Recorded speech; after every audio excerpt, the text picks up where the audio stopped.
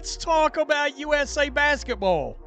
Did a video yesterday afternoon late that Caitlyn Clark is among a number of participants that's headed to the senior training camp for Team USA. Now, I would assume, right?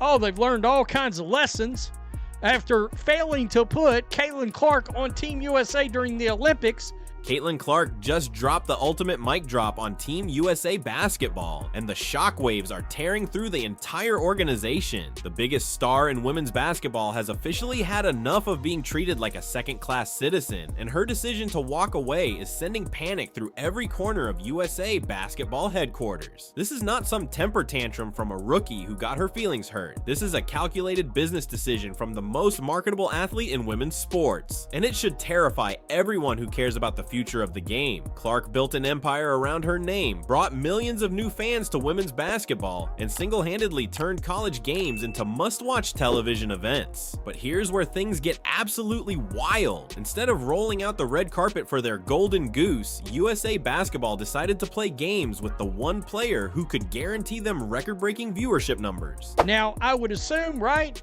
Oh, they've learned all kinds of lessons after failing to put Caitlyn Clark on Team USA during the Olympics. By the way, of which the guy that runs the 2028 Olympics, he come out and said he thought it was a terrible idea leaving her off the team. Adam Silver said, hey, I think this was an opportunity that they could have had to have grown women's sports.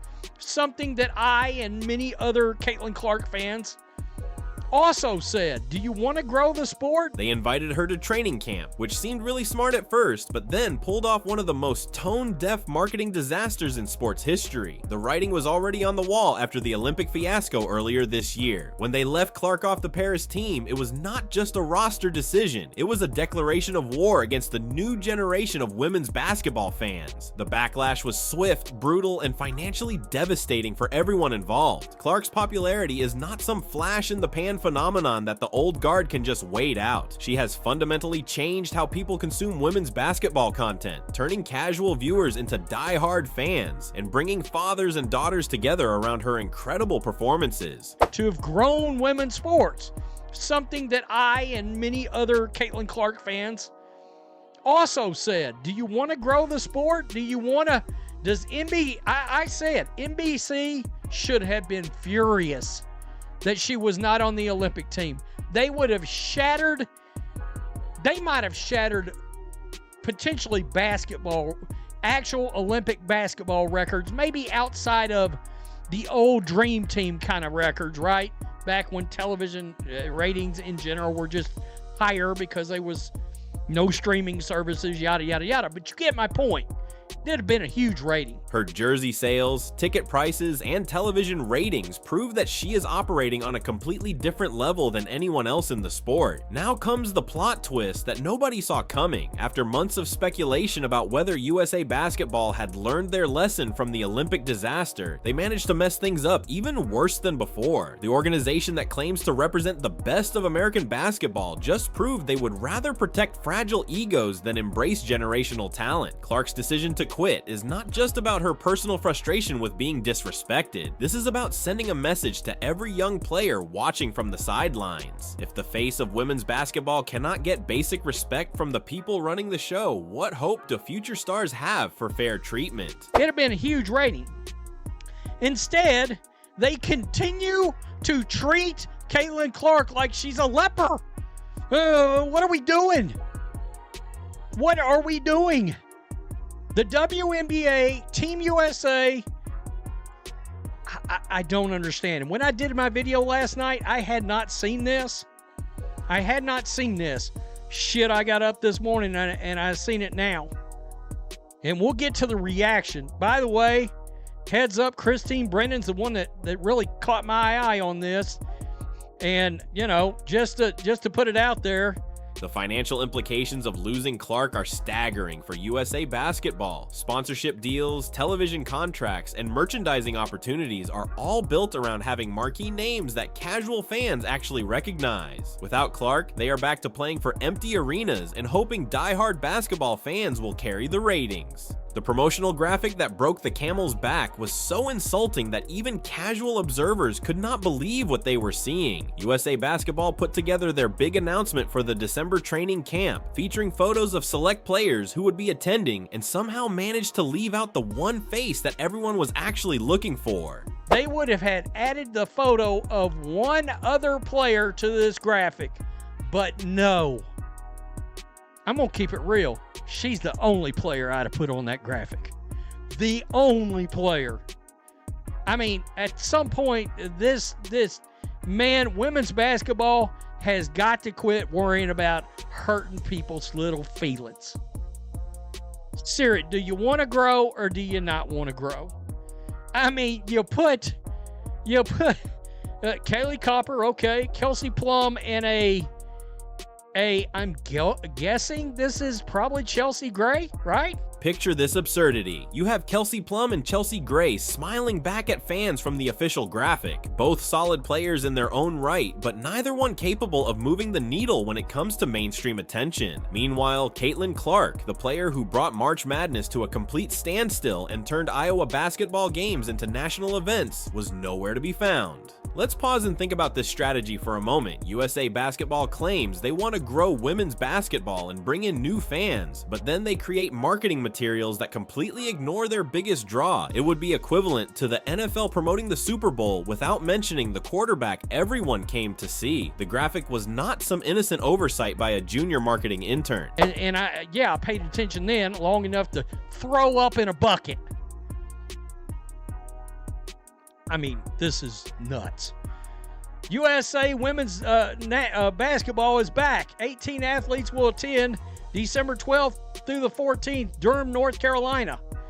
By the way, you want to know one reason why the ratings were down for the last Olympics on women's basketball? People boycotted it because Caitlyn Clark wasn't named to the team.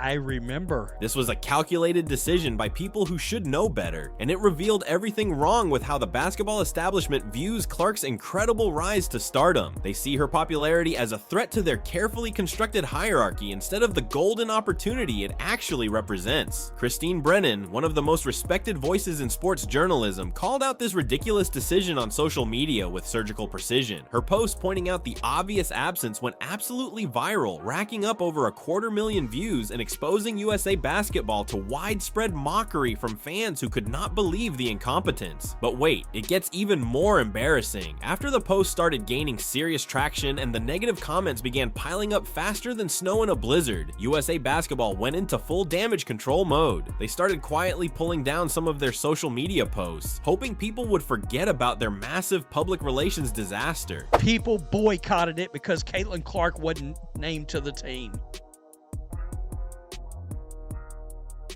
I remember. That was a huge story on this channel. A huge story. So, a lot of people noticed Christine's post. It got over 250,000 views.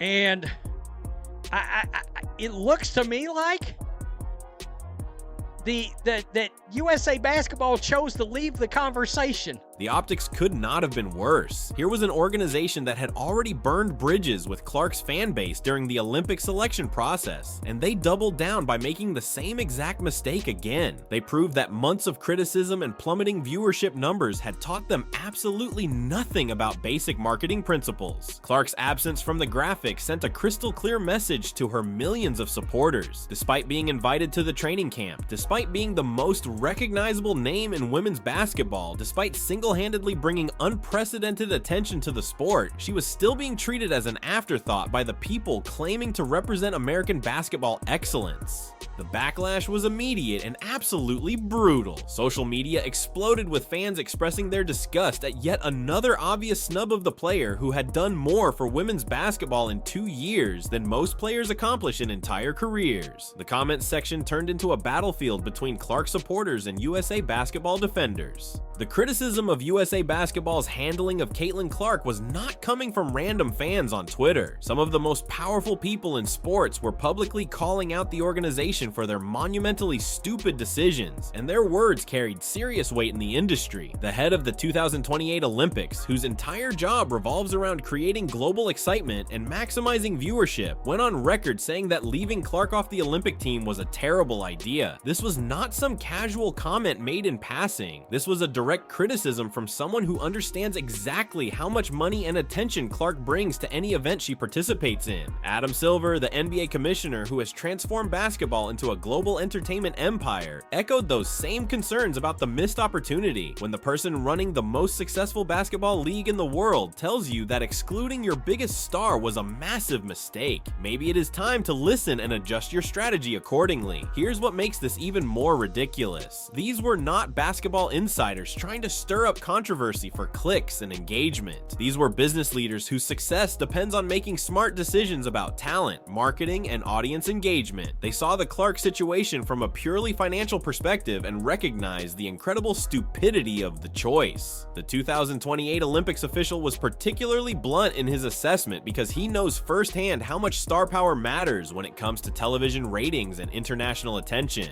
Olympic basketball without Clark was just another tournament that casual fans could easily ignore. Olympic basketball with Clark would have been appointment television that broke viewership records. Silver's criticism stung even more because the NBA has consistently embraced young talent and recognized the importance of building around players who connect with new audiences. The contrast between how the NBA handles rising stars and how USA Basketball treats Clark could not be more obvious or embarrassing. But let's dig deeper into what this really means. When industry leaders are publicly questioning your decision-making process, it signals a fundamental disconnect between what USA Basketball thinks they are accomplishing and what they are actually doing to the sport's growth potential. The NBC executives who paid massive amounts of money for Olympic broadcasting rights must have been absolutely furious about the Clark situation. They were expecting record-breaking ratings from women's basketball, especially with all the momentum Clark had built throughout her college career. Instead, they got standard viewership numbers for a sport that could have exploded into mainstream consciousness. Television networks do not pay premium prices for content that generates average ratings. They invest heavily in programming that can deliver massive audiences and create cultural moments that people talk about for years afterward. Clark represented that rare combination of talent and popularity that broadcasters dream about when negotiating deals. The international implications were equally damaging for USA Basketball's reputation. Foreign basketball federations and media outlets were watching to see how America would handle their biggest women's basketball star, and the answer was apparently to ignore her completely and hope nobody would notice the obvious slight.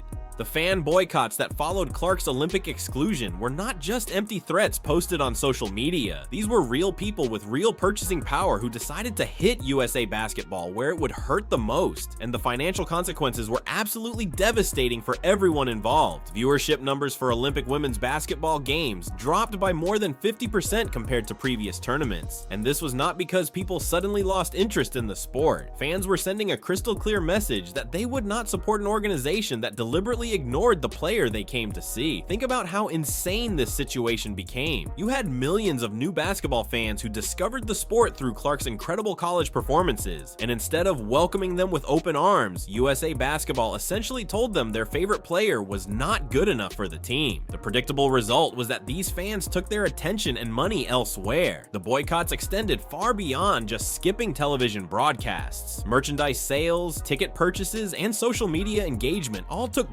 massive hits as Clark's supporters made their displeasure known through their wallets. This was not some coordinated campaign by professional activists. These were regular people who felt genuinely insulted by the disrespect shown to their favorite athlete. Iowa Fever Games experienced a similar pattern after Clark was snubbed, with attendance and viewership dropping dramatically once fans realized the WNBA establishment was going to continue treating her poorly. The correlation between Clark's treatment and fan engagement could not have been more obvious or more damaging damaging to the sport's growth trajectory. Now here's where the math gets really ugly for USA Basketball. Television contracts, sponsorship deals, and international broadcasting rights are all negotiated based on expected viewership numbers and audience engagement metrics. When those numbers crater because you alienated your biggest fan base, the financial ripple effects last for years. The sponsors who invested in Olympic women's basketball were expecting to reach Clark's massive audience, not the traditional basketball fans who were already watching anyway. Corporate marketing budgets are allocated based on reaching new demographics and expanding brand awareness, neither of which happened without Clark's involvement. International broadcasters who paid premium prices for Olympic content were left explaining to their viewers why the most famous women's basketball player in the world was sitting at home instead of representing her country. These are business relationships that take years to build and can be destroyed by a single boneheaded decision, but the damage went even deeper than just immediate financial losses. The message sent to future young players was that individual popularity and fan engagement do not matter as much as fitting into the established system. This creates a chilling effect that discourages the kind of dynamic, entertaining play that actually grows the sport. The most frustrating part for Clark supporters was watching USA Basketball act surprised by the backlash, as if they genuinely believe fans would just accept their decision and move on. The arrogance required to think you can ignore your biggest star without consequences shows a fundamental misunderstanding of how modern sports marketing actually works.